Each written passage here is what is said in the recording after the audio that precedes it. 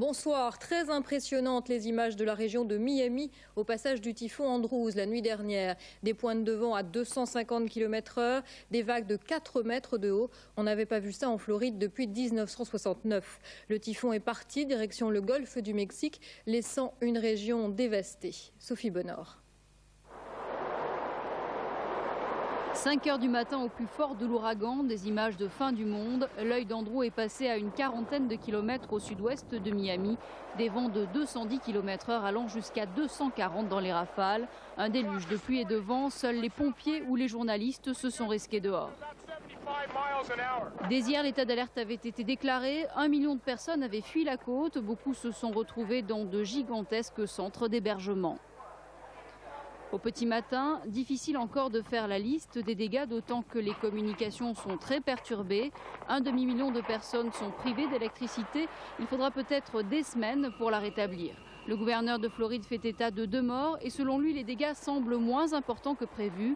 Mais Andrew reste tout de même le premier ouragan à avoir touché la région de Miami depuis une trentaine d'années, l'un des plus violents depuis qu'ils sont étudiés. Et on parle ce soir de 8 morts après le passage du typhon. Un incendie dans une usine de produits chimiques à Groslay dans le Tarn. Un entrepôt de 200 000 litres de produits dangereux était menacé par les flammes. Le feu a finalement été maîtrisé, mais 6 pompiers ont été blessés, dont 3 sérieusement intoxiqués. L'extrême droite allemande récidive à Rostock, dans le nord de l'ex-RDA. Il y a de nouveaux affrontements ce soir avec les forces de l'ordre devant le foyer d'immigrés. C'est la 3e nuit de violence et des immigrés ont préféré partir aujourd'hui avec dans la tête ces images de haine. Thierry Dujon. Des demandeurs d'asile, roumains ou vietnamiens, sous l'escorte de la police pour leur évacuation cet après-midi vers des foyers de la région.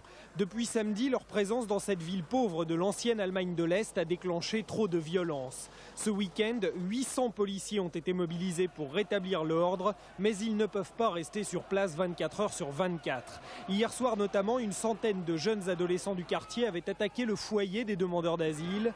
Cocktail Molotov, jets de pierre, le tout sous les applaudissements des voisins. C'est semble-t-il le même scénario auquel on assiste encore ce soir. Des violences racistes qui reposent le problème de l'immigration. 180 000 étrangers sont arrivés en Allemagne depuis le début de l'année. Ils avaient été 250 000 l'année dernière, alimentant un racisme de plus en plus incisif. Au Liban, victoire aux élections législatives des partis pro-syriens. Un résultat fêté ici à leur manière par les habitants du fief chiite de Baalbek. Des élections sans grande valeur puisque boycottées par tous les chrétiens. D'autre part, le président du Parlement, Hussein Husseini, lui-même chiite, a carrément démissionné de son poste pour protester contre les fraudes enregistrées pendant le scrutin. Après 2 mois d'interruption, les négociations israélo-arabes vont reprendre à Washington. Les 2 délégations sont arrivées aujourd'hui. Nouveau contexte, nouvel espoir, puisqu'Israël est maintenant gouverné par les travaillistes. Mauvais départ quand même, plusieurs membres de la délégation palestinienne ont été retardés par des tracasseries administratives à la frontière israélienne.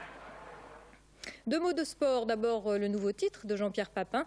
Il devient capitaine de l'équipe de France à la demande de Gérard Rouillet. Premier match en cette qualité, mercredi soir au Parc des Princes, en match amical contre le Brésil. Et puis en voile, voici le classement de la première journée de la Transat Québec-Saint-Malo. La course se passait sur le fleuve Saint-Laurent. C'est Jean Morel qui a le mieux négocié les courants et les contre-courants devant Florence Artaud et puis Laurent Bourgnon en 3e position. Voilà, on termine avec la météo de demain, les prévisions de Jean-Pascal Attu.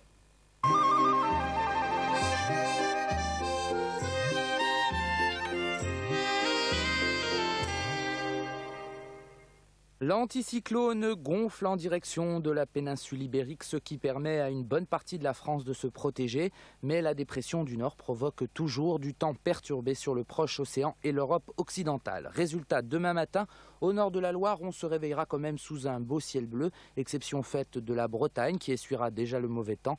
Dans le sud, le soleil sera déjà très bien accroché. L'après-midi, les côtes de la Manche resteront sous les nuages, des nuages qui pourront occasionner quelques pluies accompagnées d'un vent de sud-ouest assez soutenu. Des Pays de Loire à la Lorraine, le soleil fera de belles apparitions malgré les nuages. Sinon ailleurs, le beau temps sera bien installé.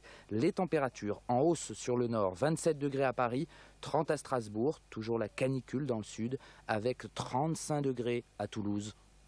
Voilà tout de suite Picasso filmé par Clouzot, c'est le mystère Picasso. Passez une très bonne fin de soirée.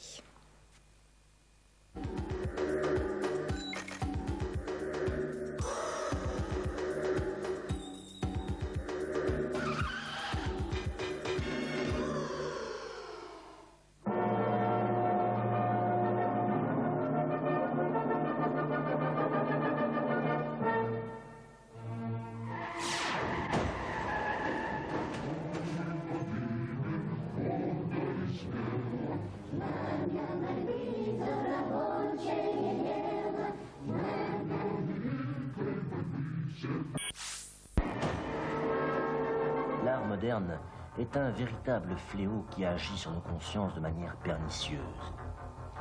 Il s'infiltre dans notre société comme les rongeurs par des galeries. Il envahit nos musées à force de scandales, ou encore s'introduit par le biais de collectionneurs privés qui n'ont pour ultime dessein que la spéculation. Oui, l'art moderne est une drogue qui rend fou. D'ailleurs, les marchands d'art l'ont compris de plus belle lurette qui n'y touchent pas. Ils l'enferment dans des coffres, mais récupèrent d'immenses profits en le revendant. Oh, ils m'ont battu, mais je suis guéri. J'ai tout brûlé. Et j'arrête d'en faire pour eux. N'acceptons pas d'être médusés. Toute personne en présence d'une chose d'art moderne est un malade qui s'ignore. L'art moderne ne sert à rien. Stoppons l'hémorragie. L'artiste moderne, pourquoi? Pour ça? Ou bien pour ça? Ou encore pour ça? Cette recherche absolue de l'originalité à tout craint finit par vous déformer les esprits et vous conduit au dérèglement que vous constatez actuellement au milieu de la jeunesse perdue dans ces concepts. C'est au prix d'un petit effort de la part de chacun que les digues de l'entendement sauront contenir les courants séditieux et saumâtres de l'art moderne. Contre ce mal, il n'existe aucun traitement efficace. Seule la prévention permet d'envisager l'éradication totale des effets néfastes de l'art moderne. J'aime bien tout ce qui est vieux. Par contre, Picasso, j'ai horreur de Picasso. Nous avons les pièces de conviction, nous pouvons vous les montrer. Dénoncez vos amis, vos connaissances. Tant qu'il n'est pas encore trop tard. Tant qu'il est encore temps. Peut-être temps. Boycott. Boycott. Merci. Merci.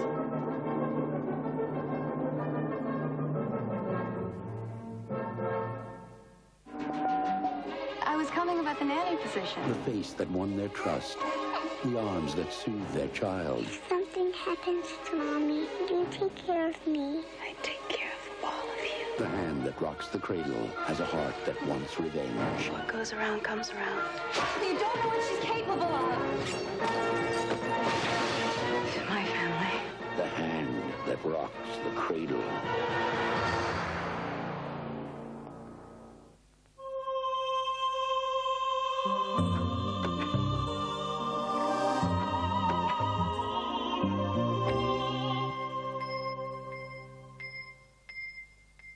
Cinéma, cinéma, cinéma, cinéma, cinéma, cinéma, cinéma, cinéma, cinéma, cinéma, cinéma.